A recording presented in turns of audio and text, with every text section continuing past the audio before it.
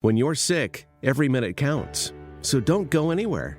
Go to dispatchhealth.com where high-quality medical care comes directly to you. No getting out of a sick bed. No crazy driving to an emergency room. No endless paperwork. No hospital waiting rooms. Visit dispatchhealth.com to learn about our medical professionals, then make house calls. Dispatch Health is covered by Medicare and most major insurance. Go to dispatchhealth.com. When you're sick, every minute counts. So don't go anywhere. Go to dispatchhealth.com where high-quality medical care comes directly to you. No getting out of a sick bed. No crazy driving to an emergency room. No endless paperwork. No hospital waiting rooms. Visit dispatchhealth.com to learn about our medical professionals, then make house calls. Dispatch Health is covered by Medicare and most major insurance. Go to dispatchhealth.com.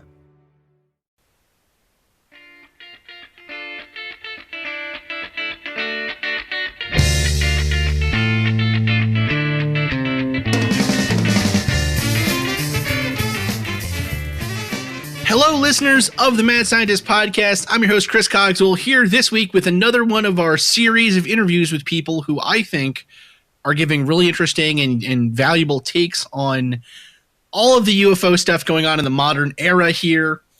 So today we're joined by Mick West. Mick, how's it going? Doing good. Good to be here, Chris. Thanks. Thank you. Yeah, this is your second time on the show, actually, which is pretty exciting.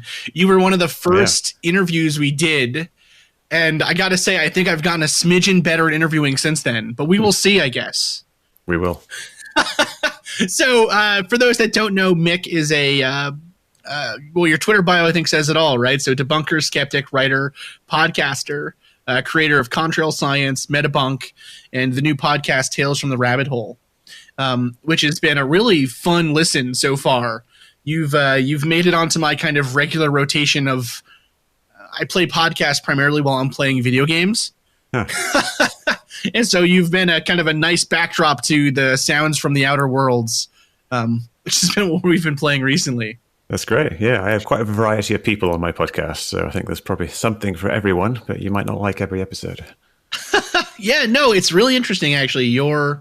One of the more recent ones was with UFO Jesus, which I haven't listened to yet. But how did you find? It's so funny. I don't even know his real name, so I'm just going to say Jesus. How did you find Jesus to be? Jesus found me. Basically, it was on Twitter. We were just having some back and forth discussion about UFOs and things. And he's he's a UFO evangelist. Essentially, he really is. Promoting the word of disclosure. And he wants more people to come over to the side of disclosure, but I tend to think that the things that he is saying are not quite as compelling as he makes them out to be. And so we had our discussions and decided to have a little debate on my podcast. We actually have a bet going where if some world leader does not admit that UFOs are real in the next 5 years, then I get $20. And vice versa if they do. So nice. Fingers crossed. So yeah, seriously, fingers crossed. We'll see, I guess. I think history might be on your side. Yeah. We'll see. So actually that kind of brings us to a nice starting point, I guess. So disclosure, like you said, has really started to take on the tenor almost of, I think, evangelism. And it's an interesting thing because, the people have made the connection between the UFO subculture and kind of religiousness, or I don't know about a lack of religiousness in modern kind of, let's say, America or the West, but kind of it as a catch-all or kind of a place where people can put their spiritual ideas, quote unquote, without it having to be defined by some religion or some, there's no pope of ufology, there's no, ordained minister or anything like that. Yet To the Stars Academy has almost taken up that mantle in a weird way.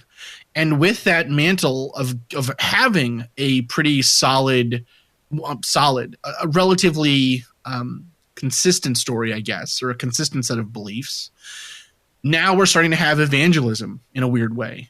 Why do you think it's happening now? Or do you see parallels to the history of the field?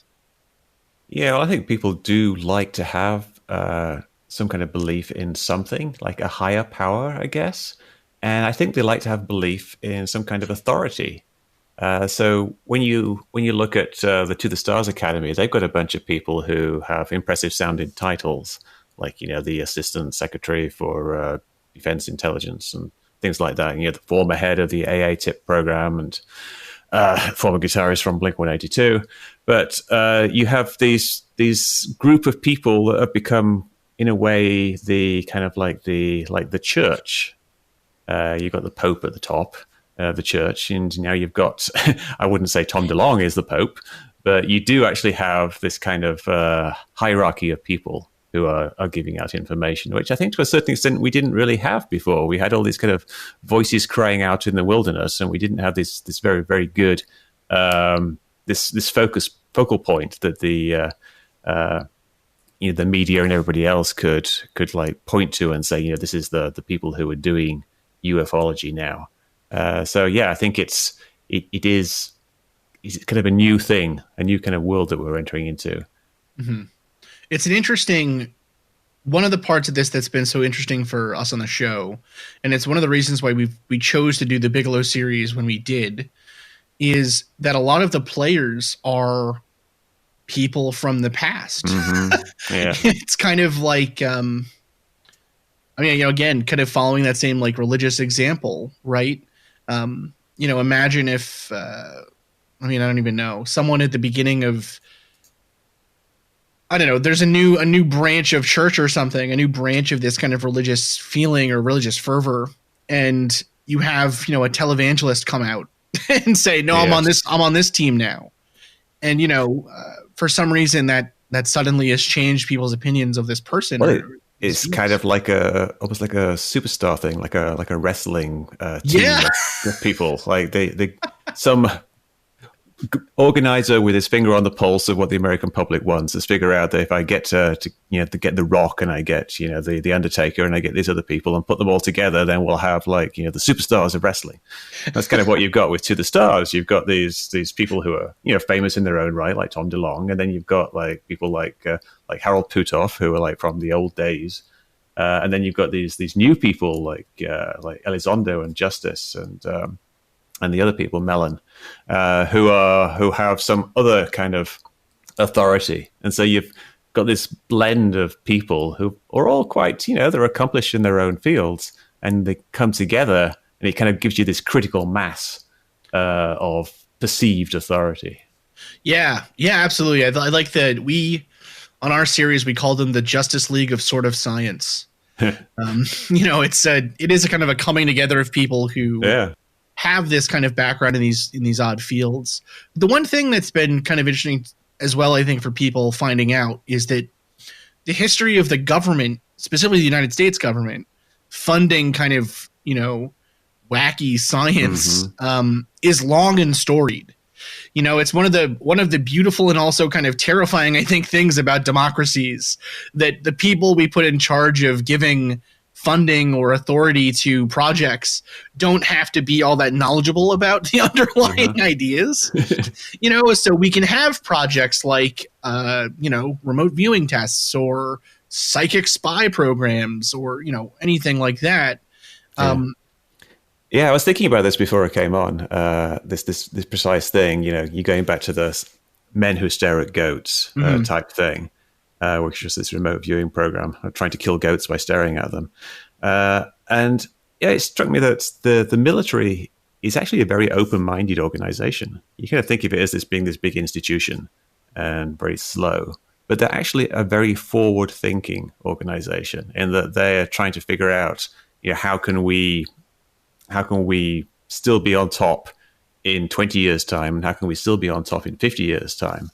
And they do a lot of this kind of very speculative stuff. Now, some of it's obviously veers into the ridiculous, like, trying to kill goats by staring at them. But a lot of it is kind of long-term plausible stuff. And I think it's actually a good idea for them to be doing stuff like investigating things like alternative propulsion technologies like warp drives and whatnot. Sure, it sounds kind of scientifically ridiculous and a bit out there, but 20 years down the line, 30 years down the line, something new is going to come along. And so you have to kind of take this kind of scattershot approach to your research and just kind of throw money in all kinds of different random directions. And most of it won't pan out. Most of it will be just, dead ends. But perhaps you will hit something. So, I can kind of see why they do things like this. Absolutely. It reminds me actually a lot of those, I'm sure you've seen them, and had people bring them up to you and everything else, those patents that come out of, I think the guy's name is Pius, right?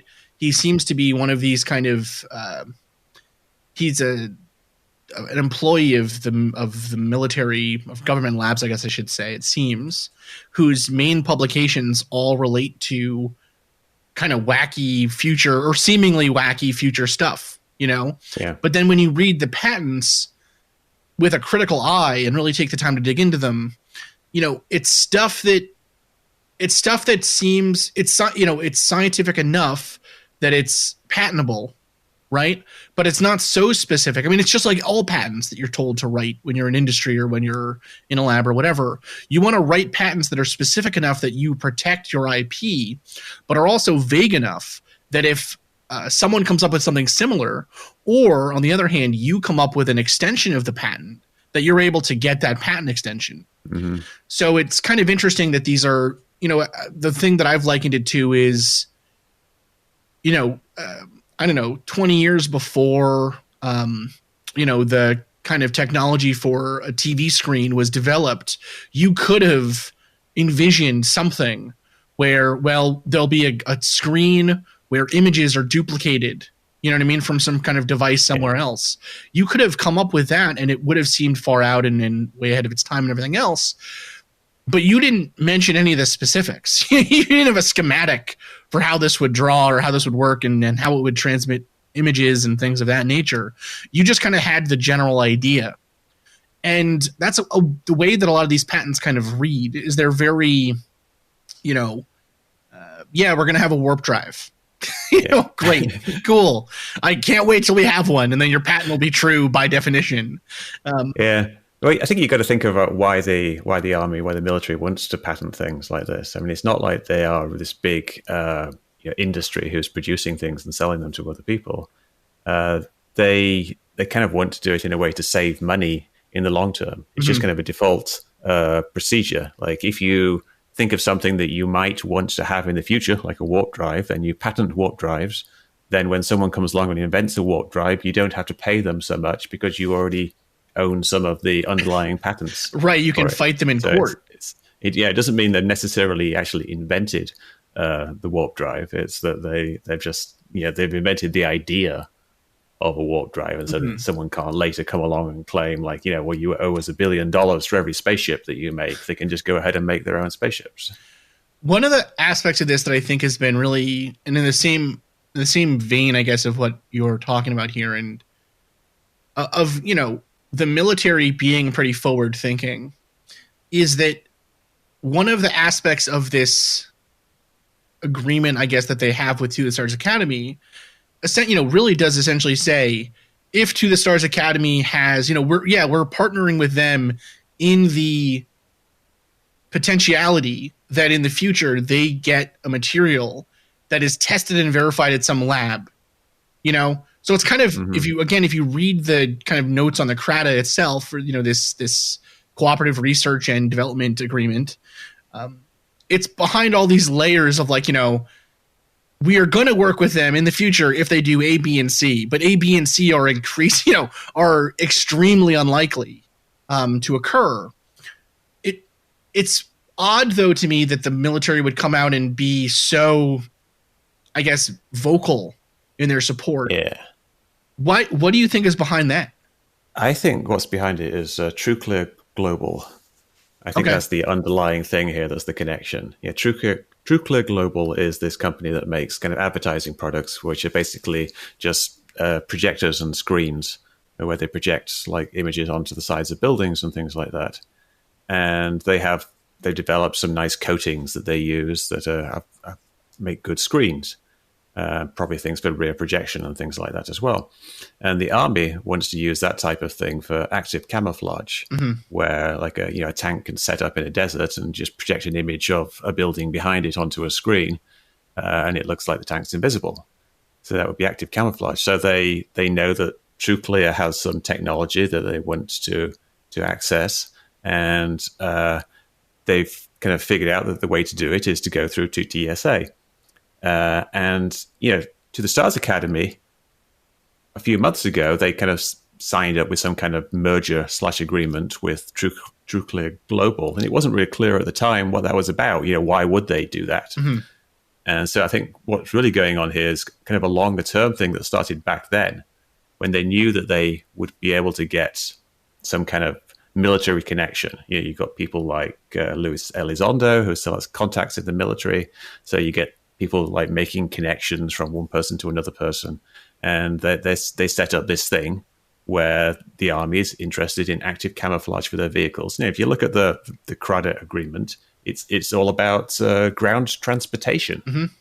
It's not about spaceships. It's about ground transportation. So it's really mostly, I think, about camouflaging trucks and tanks. And to the Stars Academy, because they are interested in promoting the whole UFO thing, they tacked on all this other stuff. And the army thought, what the heck? we may as well look into their strange materials as well. Right. If they have something, why not? And also, I think, it actually is kind of an interesting thing too. From the military's perspective, you can think, well, if they're actually being given samples of stuff that people are claiming came from ships that they didn't know what they were, maybe it's a piece of a ship from China. Maybe it's a Russian ship. Maybe it's maybe it's an American ship. Maybe it's exactly a secret research plane that a bit fell off one day, and they want to get it back. Absolutely.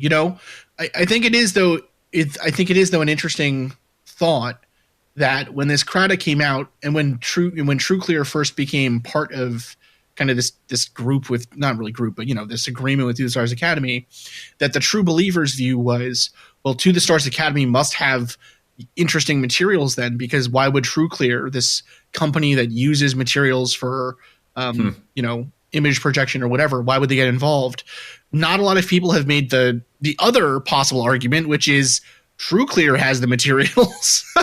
Yes. That To the Stars Academy needs to get this Army agreement.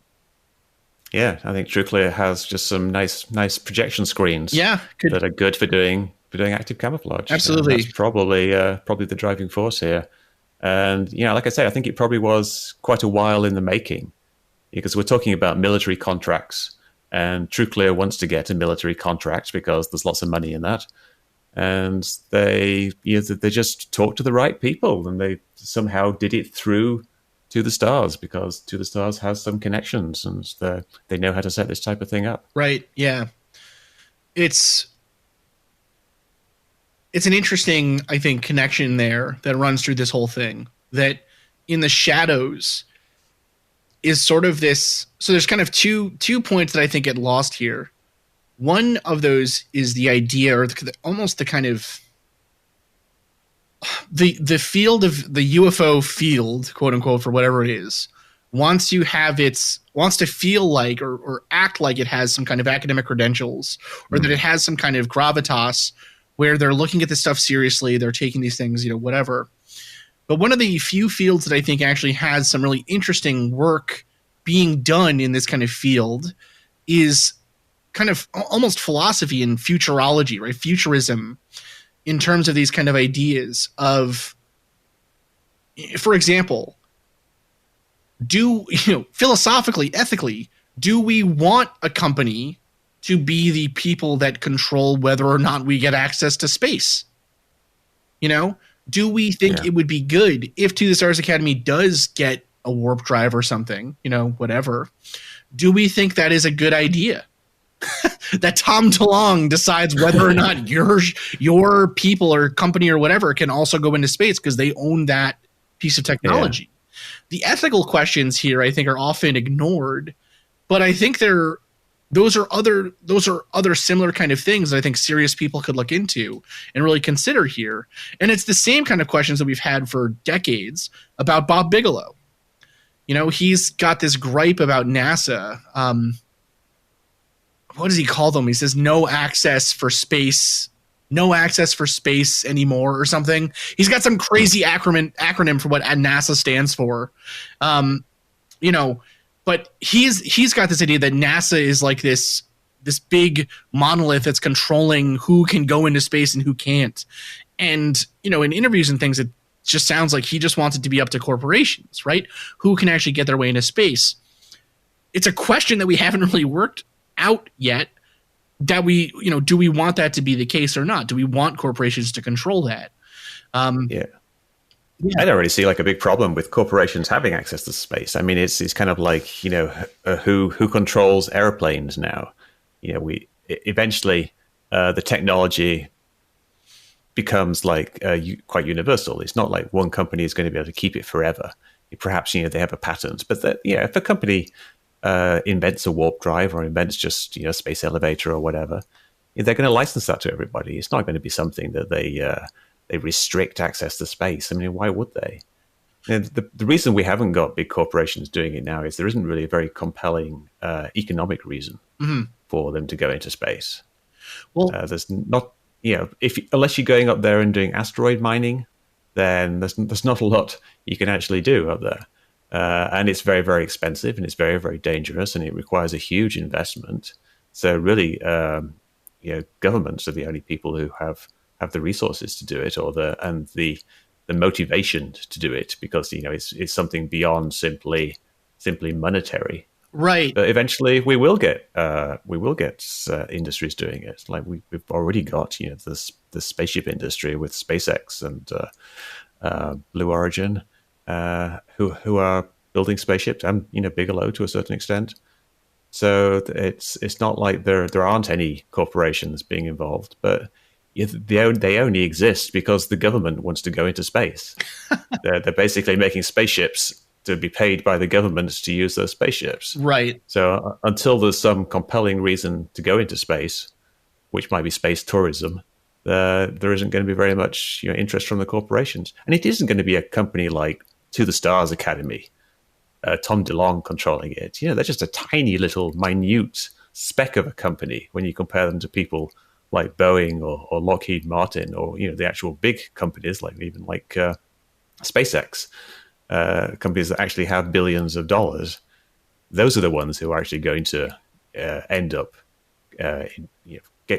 creating the technology to go into space. Absolutely. I guess what I'm always interested in is what could be those compelling reasons to go into space, right? And one of them that I foresee, or one of them that I think is interesting, at least, or interesting to consider, would be, and I think it's part of a larger discussion that we're having generally with kind of, I guess, making public access to resources, right? Is access outside of Earth in itself almost a resource? And what I mean by that is, imagine, imagine overpopulation, right? It never gets corrected. Or imagine global warming gets so bad that, the ecosystem is damaged in a way that's irreparable, or makes living on the planet impossible. Or imagine just simply that it's, I think that part of the concern I have with a lot of this is that we are assuming that corporations will be benevolent, right? And not to sound too conspiratorial or anything, right? But to me, all of this access to space, we're so far away from it in the first place. But I think it's an interesting discussion to have, at least, or an interesting avenue of this to consider, that if we ever did have a reason to want to access space outside of space tourism or exploration or mining or whatever, if there was ever a reason for humans to leave Earth, do we want that to be up to even just, say, one government, as opposed to, it's just, I think it's an interesting kind of general idea. Yeah, no, I kind of agree that it should be like essentially an open thing, but I think it will be, and the reason it isn't is just because it's so expensive. Right. It has, yeah. The film Blade Runner? Yes. Of course, the film Blade Runner. That it was actually set this month, November 2019. Oh yeah, now it's in the past. Yeah. So it's actually, and on that film, there's big corporations, and then there's off-world colonies, and the big corporation controls access to the off-world colonies and is exploiting them. but it's actually quite cheap, I think, in the in the film to go into space because they want workers in the off-world colonies. So it's quite easy to become a slave to the corporation and move to the asteroid belt. Yeah. The other part of it too that I think is kind of funny, and we made a joke about this on Twitter, was this idea that a species that has somehow obtained the availability, as far as we can tell, just from our current physics, the only way that anything could travel through space, you're limited by the speed of light, right? And even that is it's not like it's a speed limit you can never really catch, right? Yes, you can approach it. Right, but so the only other way that you could potentially travel, say, to another star system or something would seem to be to prolong life. You know what I mean? So, cryo freezing or whatever other kind of sci-fi things have happened. But, I think another interesting thought experiment here is a society that is developed to the point where they are able to travel through the stars would seem to be at least somewhat separated from those biological needs, right? For maybe not completely separated, but, imagine a society that gets here that's able to travel through the stars, and the first thing that they meet up with is a corporation, right? What is that conversation like? It's such a funny and odd thing, I think, I don't know. It's so weird to me that a lot of people are putting their faith into this company that, from the kind of sensible side, or not sensible side, but, from the outside looking in, it seems ridiculous to think that To the Stars Academy, this 4 to 5 person operation, could ever bring about UFO disclosure and contact with extraterrestrials and whatever. But there are people on the inside who think that that's really going to happen. Yeah, and I think people really kind of lack perspective. Yeah, people like, UFO Jesus, lovely guy, but I think he really kind of narrows in his thinking on this idea that disclosure is imminent, and people like Tom DeLonge are just pushing it through or are part of this big government plot to bring out disclosure. But if you really step back away from this whole idea and look at it from a broader perspective of what's actually going on in the world, nobody in power cares about UFOs. Right. There's nothing at all going on in the upper levels of government or any of the levels of government. You got people in government who are UFO fans, just like anywhere in any walk of life. You can have people who like UFOs, like Harry Reid. Yeah, Harry Reid was someone who was interested in UFOs, and so he ended up getting involved in like funding programs and stuff because he's like a big fan of UFOs. But he had access to everything that's in government. He doesn't know anything. He's on his deathbed now. He's like, dying of cancer. He's not revealing any secrets. Right. And that kind of indicates that there aren't any secrets. Right. And if there were secrets to give, I saw a funny thing on Twitter about this. Actually, it was, just think about the Monica Lewinsky scandal in the United States, right? That was an act between two people that somehow leaked to the entire world. That was a conspiracy of two people. Yeah. Forget a conspiracy of thousands. Two people, couldn't keep this secret long enough to keep them from getting in trouble about it. So, yeah. And there's all these leaks that are coming out, like the WikiLeaks thing, like huge amounts of government information. There's the cables that were released like before that, which is part of WikiLeaks. But and Snowden. Snowden said he looked for UFOs and he couldn't find any evidence of UFOs, aliens, or chemtrails, or fake moon landings, or anything like that. So everywhere you look, like at the highest levels, people don't know. Like people ask, like Donald Trump if he thinks there's something to it. He obviously he could care less about it. He doesn't make fun of it because he knows that he doesn't want to alienate, for want of a better word, some of his fans. But there really doesn't seem to be anything going on when you take a broader perspective. Yeah, it's the other, I guess, arguments are, even in cases where, so when there was a UFO case here in the Twin Cities, in Minnesota, that a person came in and seemed really personally affected by something, that they were really upset.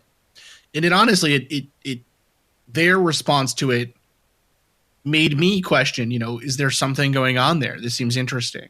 And then upon further investigation, it turns out that this individual is suffering from a paranoid delusion. It's almost, and that the feeling of talking to that person, having them, I don't know, the in-person part of it, the part of hearing someone's story, I think that part is valuable. And I think that part is interesting. And, we wouldn't, like you said, right on Twitter, like you wouldn't be looking at this stuff if you didn't want it to be true, or if you didn't hope and think it would be cool. Right. The problem is that the more you look, or the longer you spend investigating this stuff critically, the less and less it seems plausible, or even, I don't know, not even possible, but the less and less evidence there appears to be over time. Yeah, it's like you're shining a light in all these places by investigating it. And you start out like, you don't know what's out there, but the more light you shine upon the mystery, the less of a mystery it appears to be. Like you figure out what these things actually are. Yeah, a lot of these things like start out looking very mysterious, and you've no idea what this particular video or whatever might be. And then you do some analysis and you discover some things about it, and you figure out it could be this or it could be that. And the mystery kind of drops away the more you study it. Yeah. We keep saying this, and I've said this on interviews that, we give and things like that, that the last thing the UFO community wants is disclosure, because then how are they going to sell DVDs and books and stuff and crystals? Like, it's not what they want. Yeah, it's funny. I made a similar comment about 9/11 Truth, right? Recently, like Architects and Engineers for 9/11 Truth, this organization that's basically promoting this conspiracy theory that the Twin Towers were blown up. They've got this program now where they're asking NIST, who did the investigation, to release the data that they used during the investigation that was withheld for some national security reasons. But they really don't want it to be released. No. Because if it's released, you'll just be shown to be just some boring data that doesn't change anything. But the fact that it's being withheld, the fact that there is this mystery, is what kind of allows them to keep pressing this point. And it's a similar thing with UFOs, like the fact that there are secrets. Like these 3 videos that came out recently, the Navy has said, like, these are real videos of unidentified objects, and we've investigated them, or we are investigating them. But we're not going to tell you anything because it's necessarily classified information, so you'll never find out what they are. So, we've got classified information that's out there that we're never going to know, and that just creates this air of mystery. Whereas if the results of their investigation were revealed, it's probably just going to be something boring. Yeah, and that actually brings us to, I guess, the next big part of this. So you did a pretty deep investigation into some of these videos. So do you want to just quickly go over kind of your conclusions or what you found? When you're sick, every minute counts. So don't go anywhere. Go to dispatchhealth.com, where high-quality medical care comes directly to you. No getting out of a sick bed. No crazy driving to an emergency room. No endless paperwork. No hospital waiting rooms. Visit dispatchhealth.com to learn about our medical professionals, then make house calls. Dispatch Health is covered by Medicare and most major insurance. Go to dispatchhealth.com. When you're sick, every minute counts. So don't go anywhere. Go to dispatchhealth.com, where high-quality medical care comes directly to you. No getting out of a sick bed. No crazy driving to an emergency room. No endless paperwork. No hospital waiting rooms. Visit dispatchhealth.com to learn about our medical professionals, then make house calls. Dispatch Health is covered by Medicare and most major insurance. Go to dispatchhealth.com. Yeah, well, there's 3 videos. There's the FLIR video from the Nimitz encounter. Then there's the 2 newer videos, the Go Fast video and the Gimbal video. Now, the last 2 ones are the much kind of better quality, and they have audio. They're actually both from the same plane on the same day. One of them shows what looks like something flying really fast low over the water. And the other one shows what looks like kind of a flying saucer that kind of flies over the clouds and then kind of turns and tilts in this really weird way. And they look really interesting at first. But the Go Fast one, start off with that one, to the Stars Academy, right now on their website, they say it is something flying very fast, low over the water. When if you actually do the math, which isn't very complicated, it's actually really simple math. It's just like a, sine. I was going to say, it's relatively simple trigonometry. Yeah. Yeah, it's the simplest trigonometry you can actually do. Literally, it is just sine equals opposite over hypotenuse. You can figure out that it's not actually low. It's actually at 13,000 feet. So it's actually like kind of halfway between the plane and the ocean, which means that its motion is almost entirely a parallax effect. And so the object itself isn't actually moving very fast. So you've got this video, something that looks like this amazing fast-moving object, which isn't really anything of the sort. It could, in fact, just be something like a balloon, just kind of drifting in the wind. But to the Stars Academy, who have been promoting this video and been putting it on these TV shows, they completely ignore this. They never actually address this, and they continue to say, "Oh, look at this thing! It's moving at 2/3 the speed of sound." When it's not, it's just kind of floating there. The other, what's funny? So I'm actually I back before I had my current kind of job, my day job, I tutored students in kind of all the way from I guess like high school science and math all the way to like grad level math and chemistry, and so. We're now in the part of calculus, AP calculus, where we're doing simple differential equations, So we're looking at, things like, a truck is moving at a certain, a truck is moving and appears to move this fast, but, essentially a parallax problem, right? If you're a cop car sitting at this distance away from them, you draw the triangle and their angle seems to change at this much per second. How far away do they have to be growing at this speed? And it's actually funny. I didn't put it together until just now, but I think the next session we do, we're going to be talking about UFOs now, which is exciting. But anyways, I think part of the problem is that trigonometry, it's a lot harder to make a cool looking t-shirt out of trigonometry. That's just the challenge. It is. Math's forever challenge. Math is not cool looking. Yeah, most people don't understand math, and certainly not trigonometry. Yeah. So it ends up being this kind of argument from authority. Like someone is saying, like, "Oh, well, we heard these experts on the Discovery Channel saying that it's moving really fast, but you're telling me that it's not. Like, who should I believe? You're just some retired video game programmer." And these other guys were like, whatever they were, former test pilots or whatever, and they're saying it's moving fast.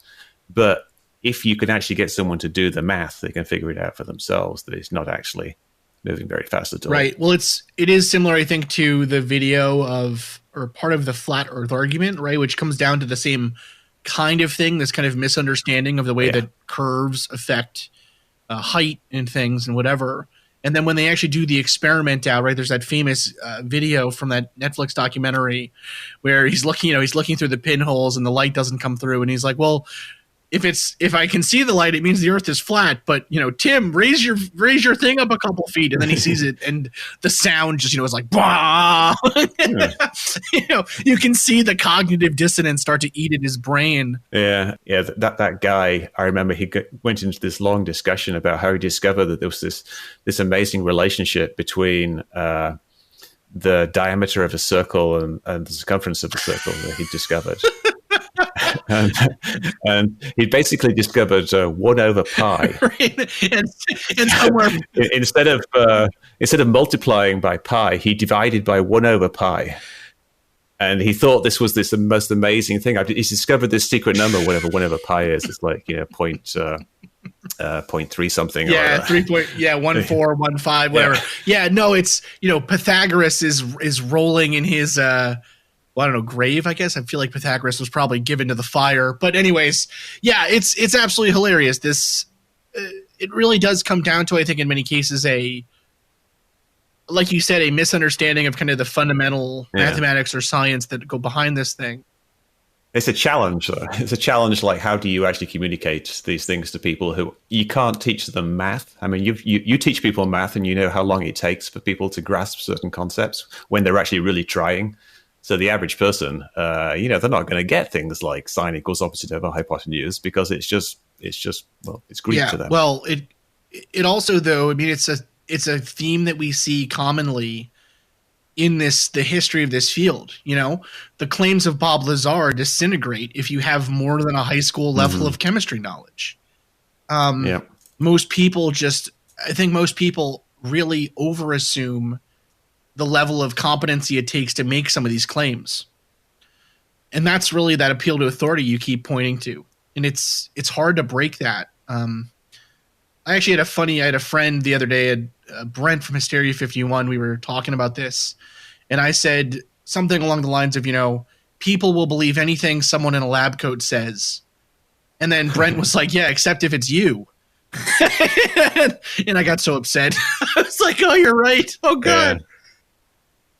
Well, they want the alternative scientists to yes, tell them things. They want a scientist to counter the official narrative. Yeah, they want a scientist to agree with them. Tell them that, yeah, someone who tells them that aliens are real or that the Earth is flat or that chemtrails are real. And there are people in lab coats who tell you that chemtrails are real. There's a PhD scientist who actually publishes papers saying that chemtrails are real. If you look hard enough, you can generally always find someone who has some kind of air of authority who will agree with pretty much whatever crazy thing you're talking about. It's the 9 out of 10 dentists, problem, right? You can never get that last one person to agree. Yeah, there's always one dentist who thinks you should brush your teeth with sugar. Ridiculous. Although I want to agree with that dentist. So the where do you think this goes? Because the one of the big problems that one of the big frustrations we've encountered is pointing out the background or some of the wacky stuff that these people have been involved in, or even just blatant errors. The last season of Unidentified ends with a case that is there's a guy in jail in Sicily for the arsons that were committed, that these people were claiming was a UFO shooting a laser beam. I think they, if memory serves me correctly, they even have the guy on video setting some of the fires, which is what ultimately let them arrest this person who was, relatively high up in the corrupt town that this happened in. But anyways, all that seems to have happened is, it's odd, right? So I'll give you an example. We, in part of our series here, talking about, say, the background of the people that Bigelow had on the NIDS team and that then continued on to the Stars Academy even, right? Like Hal Puthoff. Looking at his background, all it's done is made the other stuff that he was involved with seem more likely to the people who believe him now. So people are just like, well, maybe the E-meter does work. Like maybe it's great. Maybe I could remote view stuff from a distance. It's part of that religiousness, or part of that religious-esque thing where the person saying something, wacky, the person saying something you would otherwise not agree with, because you have such strong belief in them, all it does is make evidence, you're impervious to evidence. Yeah. Yeah, I think it's going to be more of the same. You're asking like what's going to happen next. I think it's going to be more of the same because you've got these very, very strong driving forces of things like the Discovery Channel shows where they're just interested in entertainment. They do these dramatic scenes where they put people in rooms with lots of computers and like have them look at each other while there's orchestral hits. Da, da, da. And that's kind of fun to watch, and that type of thing will never go away. And the producers of those shows don't really care very much about some of them are members of MUFON. So, yeah. So some of them think that they're doing the good work by promoting things. But if you've ever been on shows like that, you know that they edit your words, they take them out of context. There's a documentary film coming up called Science Friction, which is all about how TV producers basically take scientists' words and then edit them out of context to make it seem like they're saying something that they're not. And that's just par for the course. They're just going to do that. And because it's all about entertainment, you're going to have this continuing force that's pushing the UFO movement along, because you've got people being on TV and promoting it in a misleading way. So you're never going to have this clarity. You need some kind of Mythbusters for UFOs TV show. Problem is, it's not going to be that interesting, because people aren't really interested in the boring math underlying these videos. They prefer it to be aliens. It's going to be what's it? It's going to be a bunch of nerds boringly saying, SOHCAHTOA, right?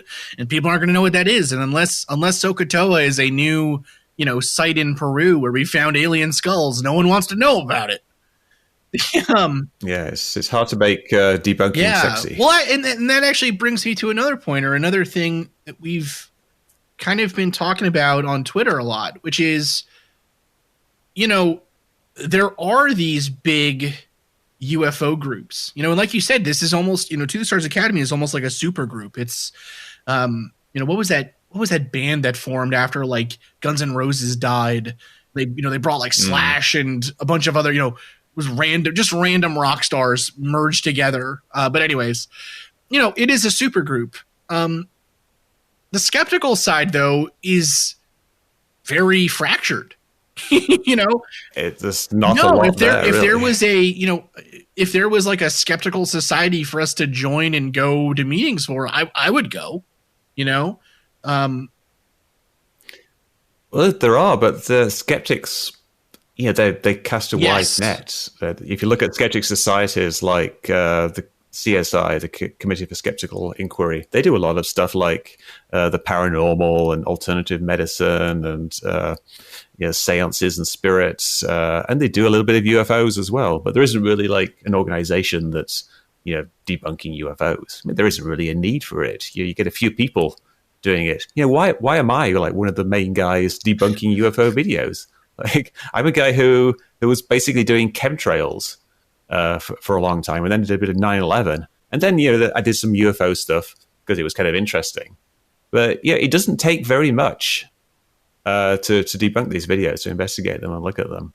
I guess it's kind of why there isn't actually a big organization doing it, because there isn't really a need for it. Yeah, which makes it hard. Which makes it hard, though, I think, for the public. I often see. I often hear, like Ancient Aliens, right? Their viewership numbers are taken as some sign that this is really penetrating the public's consciousness. Whereas, I watch Ancient Aliens because it is hilarious. It is frustrating and it is annoying, but it's also absolutely hilarious. And, my wife and I watch it and we laugh our butts off. And that's the way I watch it with friends, These leaps of logic. Yeah, absolutely. So it's kind of an interesting, an interesting thing, and that was even that it came out around the time of the Area 51, raid, quote unquote, that, people like, people were out there on Twitter saying, well, this just shows that people are really interested in UFOs. And then, you read the comments on the Facebook page and stuff, and it's all people being like, I'm going to get me an alien girlfriend. And I'm, I don't think they're taking it seriously. I think people think that this is ludicrous to the point of it being fun. Yeah, it's just fun. It's like it's memes that have kind of entered into real life. People doing like LARPing and like just having fun with an idea. Totally. Yeah, the people who went there, only a very small, if any, contingent of people were like seriously into it. And the people who were serious were kind of going to observe the other people. Like Nick Pope went there, but Nick Pope was there not to like, release the aliens. He was there to look at the people who were wanting to release the aliens. Right, figure out what's going on. It's I don't know. It's a fascinating time period, I think. And honestly, so from my perspective, one of the most interesting things I think is going to be looking at how the people that took To the Stars Academy serious at the beginning, even some of the journalists that are more serious than, say, some of the Bigelow kind of, regulars. Those serious journalists, I think it's going to be really interesting when nothing, I suspect nothing will pan out from any of this. how long is too long? how long is it okay for you to say, well, no, just wait, we're going to disclose something soon? Well, that's why you need to make people put like your deadline on things. And that's why I like doing these bets with people, these long-term bets. Like I did with UFO Jesus. I bet him, in 5 years' time that no world leader will, admit that UFOs are real, which I think was his idea of formulating the bet. But now I can come back to him in, it's like 4 years now because we made the bet about a year ago. And I have it on my Google Calendar, so I won't forget it. So I will get a reminder. And you can do this, and you will actually eventually be able to like hold this over people and say, this is exactly what you predicted 5 years ago. None of it has come to pass. How does that make you feel? Well, it reminds me of, I've only ever made one of these kinds of bets in my kind of time doing this so far. And it was on it's on a radio show I do fairly regularly. I do it, we do once a month. We call it Reality Paranormal, where it's me and another guy who are more, I guess, skeptical. And we kind of go on and we, throw water on the flames of of paranormalness and UFOs and whatever that this guy Dave Scott kind of normally feeds. And I said my wife and I, similar to Houdini and his wife, we have a secret code word for if one of us dies, the other one will know that we're a ghost. And I think I bet like $100 or something that if a psychic can tell me what those words are, not only will I give them $100, but I'll also promote them as a real psychic. No one's gotten it since, and it's it gives you that kind of feeling of like James Randi, going on to these talks with homeopaths and eating all their pills and being like, nothing's going to happen to me. This is sugar. It's amazing. But, I think things like that, you do things like that where it obviously essentially proves that this is all complete nonsense. And yet the nonsense still persists. It's very hard to get traction on these things and get your fingers into them and actually drag people away from the nonsense. It's a constant problem. It's something I think about a lot. How do you actually convince people? Well, it started to also, I think it has started to more significantly affect the real quote unquote world. Look at, what's happening in the politics of the West right now, or look at what's happening with just kind of science denialism, anti-vaxxers and climate change deniers and chemtrails and, all these other things that are now starting to leak into the public discourse. And we're starting to have politicians who believe these things. And, it's always been a part of kind of Western intellectualism. I think this streak of anti-intellectualism that forms as a counter to that. But it feels like, at least, that it's gotten stronger. It's gotten worse. The internet has made it worse. It has, yeah. Yeah, and I think Trump has made it worse as well. I think with the constant railing against the media, like saying things are fake news, eventually people, they start believing that if they didn't believe it already. And now you're getting situations where, like there was a county library in Florida a couple of days ago, just canceled its subscription to the New York Times because it was fake news. So now you've got like public libraries kind of censoring the news because they think that it's not favorable to the president or whatever. So you're getting this very, very strong mainstreaming of belief that there is some kind of distrustful intellectual elite that's trying to pull one over you. And I think it's things like UFOs are not helping that. The UFOlogy and conspiracy theories around UFOlogy. Just looking at things in the sky is fine, but the conspiracy theories, create an atmosphere which promotes more things like that. And I think it's ultimately quite harmful to society. No, I absolutely agree. Man. Well, Mick, thank you so much for coming on the show. As always, it's a pleasure. It's nice to get your feedback here and this stuff. Nice to hear what you're thinking. Listeners, if you enjoyed this interview, I seriously cannot suggest enough Tales from the Rabbit Hole. Go check it out. It's a great podcast. Very, very interesting guests. I can't wait for the next episodes. I think it's going to be great. So, Mick, anything else you want people to think about or kind of go check out before we end the show here? I also have a book called Escaping the Rabbit Hole, which is about kind of how to talk to people who believe in conspiracy theories. A challenge, but, I have a few ideas. So if you're interested in that, then, it's kind of accompanies the podcast. Yeah, absolutely. Go check it out. It's actually funny. It's on my buy later list. My wife and I we're metering. We're trying to meter our spending on fun stuff. Right, so, we have, my fun money. Unfortunately, there were a lot of video games that came out the last 2 months, but it's on my list. Listeners, I'm telling you, man. It's gotta have our priorities. All right. Listeners, thanks again for listening to the Mad Scientist podcast. We'll be back again next week with another episode. Thank you again, dear listeners, for listening to the Mad Scientist podcast. I have been your host, Chris Cogswell, joined by my co-host, Marie Mayhew.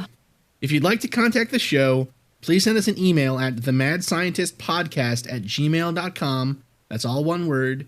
You can also follow us on Twitter at MadScientistPod or at Team Giant Squid for Marie. And of course, you can see us on Facebook, on Instagram, and all over the internet as the Mad Scientist Podcast. And again, our logo is the one with the pumpkin head, so it's easy to see. Mm-hmm. If you've enjoyed the show tonight, please consider supporting us on Patreon, where the money that you give to us will help us to promote this show further, to make it better, and just to spend more time making it. Because we love doing that. We do love doing that. Our logo was designed by Carrie Shaheen. Our web design is done by Desdemona Howard. Woohoo! And our sound design is done by Jake Cardinal. Thanks again for listening. Thank you. This has been a Damn It Chippy production. When you're sick, every minute counts. So don't go anywhere. Go to dispatchhealth.com, where high-quality medical care comes directly to you. No getting out of a sick bed. No crazy driving to an emergency room. No endless paperwork. No hospital waiting rooms. Visit dispatchhealth.com to learn about our medical professionals, then make house calls. Dispatch Health is covered by Medicare and most major insurance. Go to dispatchhealth.com. When you're sick, every minute counts. So don't go anywhere. Go to dispatchhealth.com, where high-quality medical care comes directly to you. No getting out of a sick bed. No crazy driving to an emergency room. No endless paperwork. No hospital waiting rooms. Visit dispatchhealth.com to learn about our medical professionals, then make house calls. Dispatch Health is covered by Medicare and most major insurance. Go to dispatchhealth.com.